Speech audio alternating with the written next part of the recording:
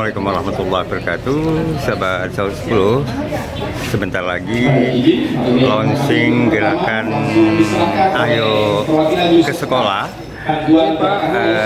Penyerahan dokumen gerakan Ayo Sekolah dari USAID ke pemerintah Provinsi Kalimantan Barat diterima oleh Ibu Kepala Dinas Pendidikan, dan dokumen ini dari tim gerakan Ayo Sekolah Kabupaten Semarang. Izin Pak, dari USAID ke Ketua Gerakan Ayo Sekolah dari Kabupaten Ketapang. Baik, izin dilanjutkan dengan sesi foto bersama. 1, 2, 3. 1, 2, 3. Oke. Baik, mohon Bapak dapat berfoto bersama.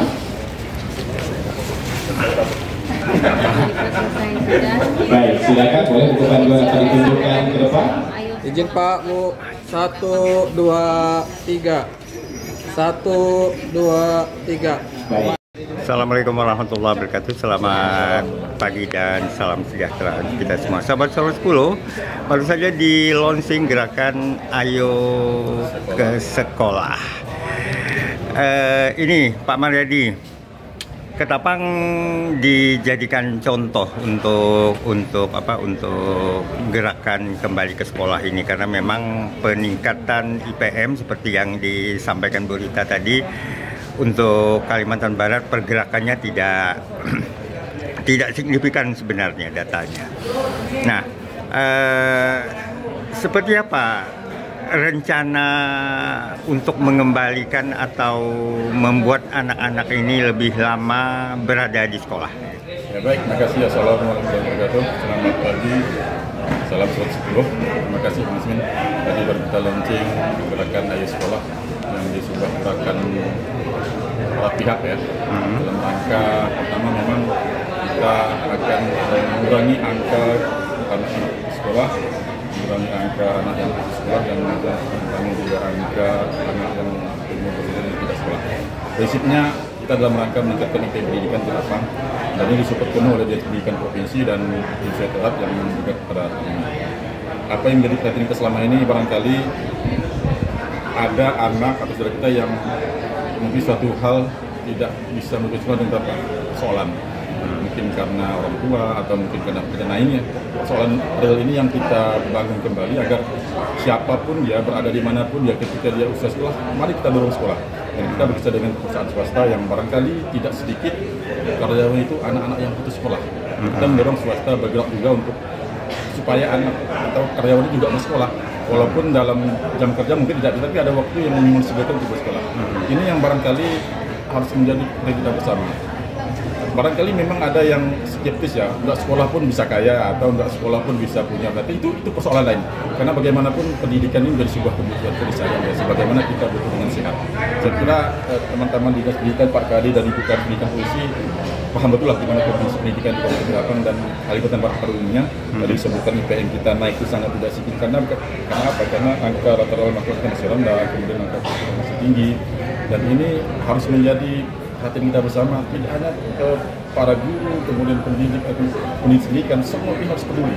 Masuk ke perusahaan yang jangan hanya mempekerjakan karyawan yang ngomong masih muda, tapi maaf pendidikannya betul. Nah, ini kan jadi persoalan nanti, karena bagaimanapun angka ini tetap terpantau menjadi ada rekam jejak digitalnya.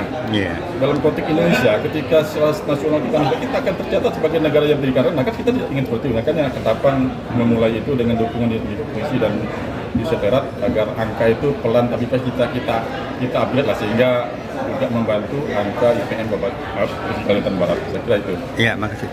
Ibu Rita, ada perubahan yang mendasar nampaknya pada pola untuk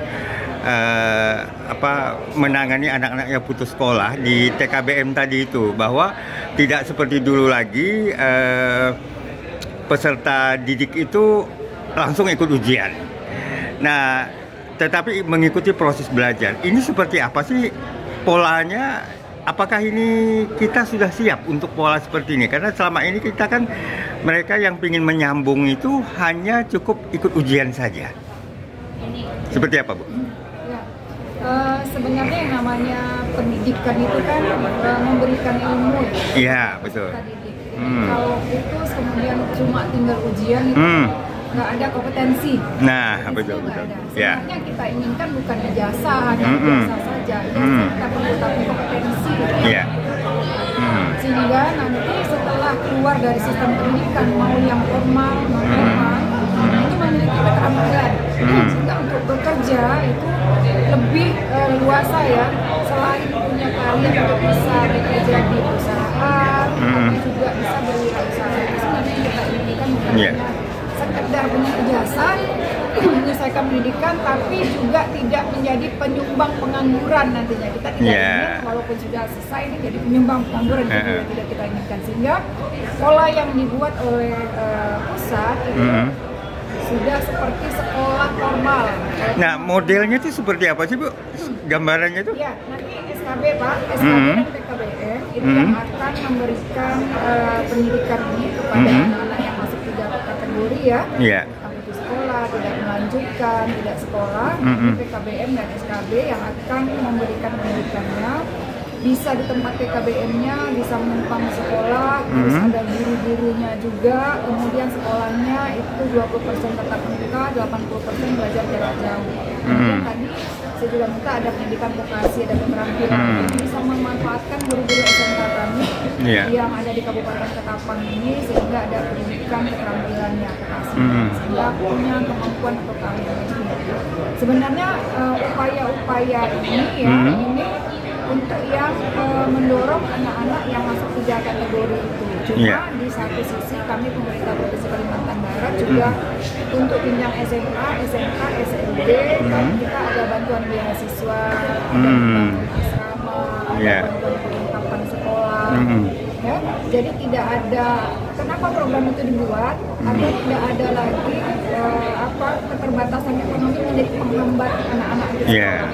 Jadi nggak ada lagi harus bayar SPP, kan kita nggak ada bayar SPP. Jadi udah kita tanggulangi, jauh rumahnya kita sudah bangunkan asrama. Jadi ada upaya-upaya selain tadi yang gas ini, ada banyak program lain untuk mencegah anak-anak putus sekolah atau tidak ada lagi alasan untuk tidak sekolah. Jadi harus sekolah. Atau penekanannya pada program daring, pada belajar secara daring. Bisa Pak. Bisa. Bisa. Kalau yang untuk yang non formal bisa. Jarak jauh itu kan bisa daring, bisa modul, macam-macam. Yang penting intinya gini, yang bekerja di perusahaan itu saya sudah anjurkan kepada PKBM, kita arahkan untuk tidak mengganggu jam kerja. Jadi bisa hari Sabtu, hari Minggu, atau bisa malam, bisa sore. Atau bisa daring tadi itu. Yang penting terpenuhi 100% 20-80. Iya, oke. Pak Ucup, kondisi anak-anak di Ketapang seperti apa sih putus sekolahnya ini? Baik, terima kasih Bang Yasmin. Assalamualaikum, selamat pagi. Gerakan Ayo Sekolah memang kaitannya ini untuk meningkatkan harapan lama sekolah dan rata-rata lama sekolah. Ini menjadi 2 indikator penting bagi pendidikan untuk meningkatkan UKM. Nah, kondisi harapan lama sekolah Kabupaten Ketapang dan rata-rata lama sekolah di Kabupaten Ketapang masih menunjukkan angka yang belum terlalu menggembirakan. Oleh sebab itu, dengan adanya gerakan Ayo Sekolah ini, harapan kita bahwa angka harapan lama sekolah dan rata-rata lama sekolah akan meningkat secara signifikan. Pak Ucup, pernah di DPRD Kabupaten Ketapang kan diungkap bahwa putus sekolahnya anak-anak di Ketapang pada saat COVID kemarin itu karena banyak di antara siswa yang menikah. Nah, ini tentunya sebuah tantangan yang sangat besar saya kira, mengembalikan anak-anak yang putus sekolah karena perkawinan ini ke bangku sekolah. Seperti apa teknik yang akan digunakan nanti? Baik Bang Yasmin, jadi langkah pertama memang kita akan melakukan pendataan ini sampai ke desa-desa. Kita akan bekerja sama dengan para kepala desa untuk mendata anak-anak putus sekolah atau yang tidak sekolah atau rentan putus sekolah. Itu akan kita data melalui kepala desa, juga bekerja sama dengan Pak Camat, juga bekerja sama dengan perusahaan-perusahaan di Ketapang ini. Nah, pendataan, setelah kita mendapatkan pendataan, data itu kita dapat, baru kemudian upaya kita memang kalau dia memungkinkan untuk sekolah formal, kita masukkan formal. kalau dia sudah menikah misalnya tidak masuk formal, kita masukkan non formal.